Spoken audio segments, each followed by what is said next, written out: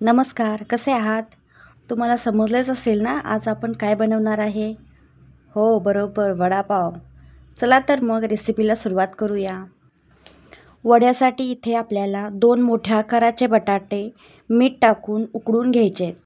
बटाटे उकडतायत तोपर्यंत आपण वाटण तयार करून घेऊया. वाटण्यासाठी इथे मी मिक्सरच्या जारमध्ये कोथिंबीर, हिरव्या मिरच्या तुम्हाला जास्त हव्या असेल, जास्त तिखट हवे असेल तर घेऊ शकता. आलं, लसूण, जिरे आणि धने मिक्सरला छान बारीक करून घ्यायचं आहे. याला खूप जास्त बारीक असं करू नका. हे बघा, असं ठेवू शकता. आपले बटाटे उकडलेले आहेत, त्यांची साल काढून घ्यायची आणि मॅशरच्या सहाय्याने बारीक करून घ्यायचे. अगदी हातानेही आपण बारीक करू शकतो. याला जास्त बारीक नका करू, कारण वडापाव खाताना मजा येणार नाही. थोडा मोठा बटाटा तोंडात आला ना तर खायलाही मजा वाटते. इकडे आपण गॅसवर कढईमध्ये तेल टाकून घेऊया. तेल जास्त नाही टाकायचं आहे, कारण तेल जास्त झालं तर आपला वडा देखील तेल पितो. त्यामुळे तेल कमीच टाकायचं. तेल गरम झाल्यानंतर मोहरी आणि कढीपत्ता टाकायचा. छान तडतडल्यावर आपण जे वाटण बनवलं होतं ना ते टाकून घेऊयात आणि छान भाजून घ्यायचं आहे. यानंतर हळद टाकूया आणि मिक्स करून घेऊया. लगेचच उकडलेली बटाटे टाकून छान हलवून घेऊया. हे जे वाटण आहे ते बटाट्यामध्ये पूर्ण मिक्स झालं पाहिजे, असं छान हलवून घ्यायचं आहे. बघू शकता इथे आपले वाटण आणि बटाटे छान मिक्स झालेले आहेत. यानंतर आपण याच्यामध्ये मीठ टाकायचं आहे.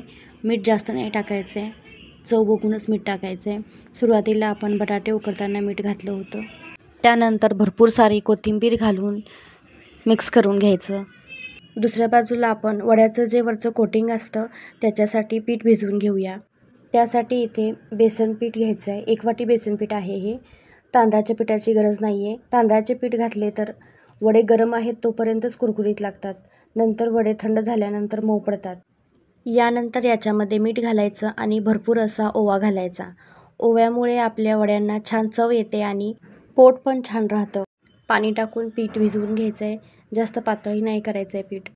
हे बघा, मी दाखवते असं पीठ भिजवून घ्यायचं, जास्त पातळ नाही करायचं याला. इथे आपण वडे बनवण्यासाठी गोळे तयार करून घेऊया. भाजी थंड झाल्यानंतरच गोळे बनवायचे आहेत. मीडियम आकाराचे गोळे बनवायचे आहेत. इथे पाहू शकतात मी 2 मोठ्या बटाट्यांपासून 12 ते 13 मीडियम आकाराचे गोळे बनवलेले आहेत. आपण ज्यावेळी तेलात वडे सोडणार आहोत त्याचवेळी पिठामध्ये सोडा घालून घ्यायचा आणि छान फेटून घ्यायचा. या पिठाला 1 तासभर भिजवून द्यायचं. ज्यावेळी आपण तेलात वडे सोडणार आहोत त्याचवेळी सोडा घालायचा. मी इथे सोडा घातलेला आहे. दुसऱ्या बाजूला मी गॅसवर तेल गरम करण्यासाठी ठेवलं होतं. आता आपलं तेल छान तापलेलं आहे. लगेचच आपण वडे सोडून घेऊयात. यानंतर 1 वडा घ्यायचा, असा पिठामध्ये टाकायचा. त्याच्यावर असं पीठ टाकायचं, असा छान पळीमध्ये घ्यायचा आणि तेलामध्ये सोडून द्यायचा. हे वडे तळत असताना गॅस मिडियमच ठेवायचा आहे. गॅस मोठा केला तर वडे जळतील ते वेगळंच, पण लगेच मऊ पडतील. आणि मिडियम गॅसवर तळले तर छान कुरकुरीत लागतील आणि कच्चेही राहणार नाहीत. अशा पद्धतीने मी इथे सगळेच वडे बनवून घेतलेले आहेत. यानंतर वड्यासोबत खाण्यासाठी मिरची तर हवीच, त्यासाठी मिरच्या तळून घेऊया. मिरची अर्धी करून तळून घ्यायची आहे. अख्खी मिरची टाकली तर मिरची तेलामध्ये फुटते आणि अंगावर तेल उडू शकतं. हे बघा, आपला वडापाव खाण्यासाठी अगदी रेडी आहे. कशी वाटली तुम्हाला वडापावची रेसिपी? आवडली असेल तर नक्की ट्राय करा आणि माझ्या व्हिडिओला लाईक द्या, शेअर करा आणि शिवपरी व्लॉग या चॅनेलला सबस्क्राईब करायला अजिबात विसरू नका. धन्यवाद.